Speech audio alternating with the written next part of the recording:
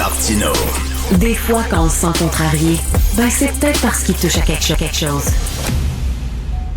Alors, on parle d'économie avec Francis Gosselin, journaliste économique. Shopify qui ferme la boutique de Kanye West. Shopify, donc que tu connais certainement, une entreprise canadienne là, qui permet à n'importe qui, dans le fond, de se créer une boutique en ligne, de vendre toutes sortes d'affaires. Il y a d'ailleurs certains gros marchands là, qui utilisent Shopify un peu pour leur facilité là, de traitement des paiements. Bien, Kanye West, là, qu'on connaît aussi sous le nom Ye, a lancé ces derniers jours là, un t-shirt avec un swastika, là, un effigie nazi. Et évidemment, ça a fait énormément réagir là, un peu partout dans les médias, sur le web. Et Shopify a un peu tardé là, finalement à prendre une décision. Dans les faits, ces entreprises-là, ils font valoir qu'eux, ils offrent un service pour vendre des biens, là, puis dans la mesure où Kanye West n'a pas... il vend un t-shirt, là, qu'on aime ou pas le symbole, mais bon, après, on va s'entendre que c'est un symbole un petit peu fort et controversé. Donc, finalement, ils ont enlevé le t-shirt de la plateforme, mais en faisant valoir que c'était pas parce que c'était amoral ou condamnable, mais parce que ça pouvait engendrer, dans le fond, des tentatives de fraude. Là. Fait qu'on n'a pas trop bien compris qui Kanye West essayait de frauder dans tout ça. Ce qui est quand même assez étonnant pour moi, Richard, si on prend un pas de recul, c'est que Shopify a aussi dévoilé ses résultats annuels, trimestriels, aujourd'hui. C'est des résultats extraordinaires, là. 31% d'augmentation de la croissance, le 31% par rapport à l'année dernière. Ouais. Une augmentation de leur marge, une augmentation de leur profitabilité. Et à cause de cette histoire de Kanye West, l'action a perdu 2,5% en bourse pendant la journée. Le marché a été punitif là, face à l'entreprise canadienne. Mais tu sais, je comprends pas. Il y avait rien qu'à dire. Écoute, on ne vend pas d'objets qui fait l'apologie du nazisme, point final. Là. Commencer à dire qu'il y a une possibilité de fraude, c'est un peu n'importe quoi. Là. C'est un peu n'importe quoi. Puis d'ailleurs, le message qui aurait été diffusé à l'interne est venu de leur chef des services légaux, là, et pas d'une autorité, pas du PDG. Donc, c'est vraiment des raisons légales de fraude qui ont été invoquées. C'est intéressant ce que tu mentionnes, Richard, parce que bon, évidemment, un swastika, un signe nazi, c'est une chose, mais justement, où est-ce qu'on tire la ligne à un moment donné? Là, je veux dire, est-ce que de mettre, je sais pas, un symbole, disons, qui déplaît, ou de mettre un message raciste, est-ce qu'on devrait interdire la vente? Là, tu comprends? À un moment donné, où est-ce qu'on tire la ligne entre ce qui est permis de vendre et ce qui n'est pas permis de vendre? On peut invoquer le gros bon sens, là, mais à un moment donné, s'il y a des gens assez débiles pour acheter ces produits, tu sais, je sais pas ce que je veux dire.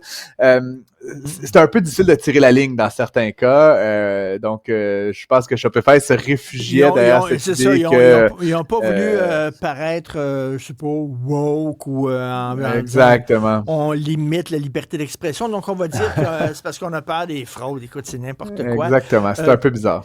Jeep qui va diffuser des publicités sur les écrans de ses véhicules, ça va fonctionner comment, ça? Ils vont pas, ils le font, Richard, puis c'est la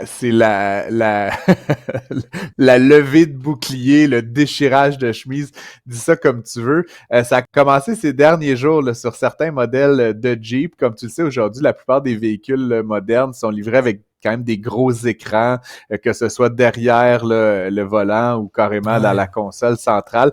Eh bien là, Jeep, à chaque arrêt que le véhicule faisait, que ce soit un stop ou un feu rouge, il poussait ce qu'on appelle un pop-up, là, donc une publicité au visage des conducteurs, évidemment, qui sont absolument furieux.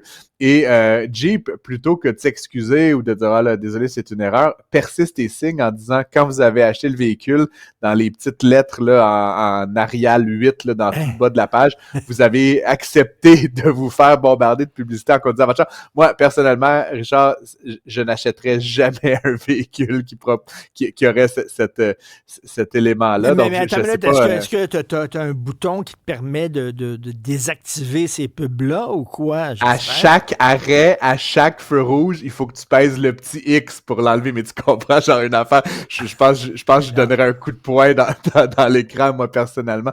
C'est vraiment une invasion totale d'un espace personnel. Puis en plus, je veux dire, t'as payé la voiture, là. Pourquoi est-ce que tu paierais une deuxième fois? As-tu déjà pris un taxi à New York? Tu sais, quand tu prends un taxi à New York, derrière, il y a un écran qui te bombarde de publicité tout le long de ta ride de taxi. Mais ça, on peut le fermer, non? On peut les éteindre, définitivement. Alors que là, je te dis, le Jeep, tu as ton GPS là, qui est allumé, puis à chaque feu, à chaque stop, tu as ce pop-up. Il faut que tu la fermes pour réactiver le GPS. Et ce que certains disent, là, j'ai regardé quelques témoignages, si tu te trompes d'endroit où cliquer, plutôt que de fermer la pub, tu la mets en plein écran. Donc là, c'est on est en plein délire. Écoute, on veut économiser de l'argent à la système de santé. J'ai lancé une excellente idée. Il faut arrêter d'être malade. Comme ça, si on arrête d'être malade, on n'a pas besoin de nous traiter, on va économiser énormément d'argent. Oui, ben effectivement, j'étais assez d'accord avec toi, en fait, mais blague à part, Richard, on rit, mais tu sais, il y a quand même des comportements qu'on pourrait adopter pour réduire l'impact là, sur le système de santé. Puis évidemment, les gens qui sont très malades doivent être traités, là, puis tu sais, on ne remet pas ça en cause, mais c'est certain que dans un système comme le nôtre, où la santé est absolument gratuite, là, où il n'y a pas de ticket modérateur, où il n'y a aucune forme d'obstacle, il y a énormément de gens qui surconsomment, en fait, les systèmes, les soins de santé. Et encore une fois, là, je dis pas qu'il faut discriminer en fonction de la richesse, on pourrait faire toutes sortes d'arrangements, mais le problème, évidemment, c'est que quand c'est gratuit, comme n'importe quoi, on a tendance à plus rapidement se tourner vers de la gratuité que s'il y avait une forme de mini-obstacle. Et il y a même certains économistes, là, tu sais, j'ai fouillé ton affaire, Richard, ça m'interpellait. Il y a même certains économistes qui ont dit qu'en fait, des systèmes comme le système canadien, qui est aussi en vogue dans d'autres pays plus socialistes, on va dire, ça créait ce qu'on appelle un aléa moral, en fait. Puis en économie, ce que ça veut dire, c'est que tu prends un comportement plus risqué, sachant que c'est gratuit si tu es malade, si tu te blesses, si tu as un accident. Et donc, encore une fois, tu sais, par exemple, je pense à nos amis, là, les anti-vax, là, tu sais, ben, c'est sûr que c'est plus facile d'être anti-vax dans un pays où tu sais que si tu es malade à cause de ton irresponsabilité, tu vas te faire soigner gratuitement, que dans un pays que si tu te fais pas vacciner puis que tu es malade, ça va te coûter 50 000 $. C'est à y penser un petit peu, là, tu sais, fait que ça nous crée un rapport différent à la médecine quand c'est gratuit et c'est quelque chose, je trouve, qui est intéressant. C'est bon. Et penses-tu qu'à un moment donné, on va se poser des questions comme quelqu'un qui prend la décision de fumer 3 paquets par jour et qui met... Pourquoi la société paierait pour le guérir de ses très mauvaises habitudes personnelles? À un moment donné, on va se poser cette question-là. On pourrait, tu sais, on va se la poser, mais en même temps, on a une politique qu'on pourrait dire du no-fault au Québec, hein, de même pour les gens obèses, de même pour les gens qui font du parachute. Là, il y a plein de comportements à risque dans la société, fumer des cigarettes en est une. Mais bon, pour une raison ou une autre, là, puis je pense qu'on peut s'entendre qu'à un moment donné, s'il fallait faire un audit de toute la vie de Richard Martineau, la quantité de vin rouge qu'il a bu, le nombre de fois qu'il a couru 10 kilomètres, et décider si oui ou non il peut être soigné, je suis pas sûr que moi-même je serais tellement gagnant à ce jeu-là, Richard. Donc, j'aime mieux pas ouvrir la boîte de Pandore, finalement.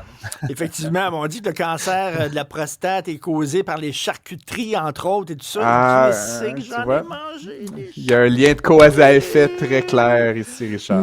Merci, Francis. À demain. Bonne soirée. Ça fait plaisir. À demain.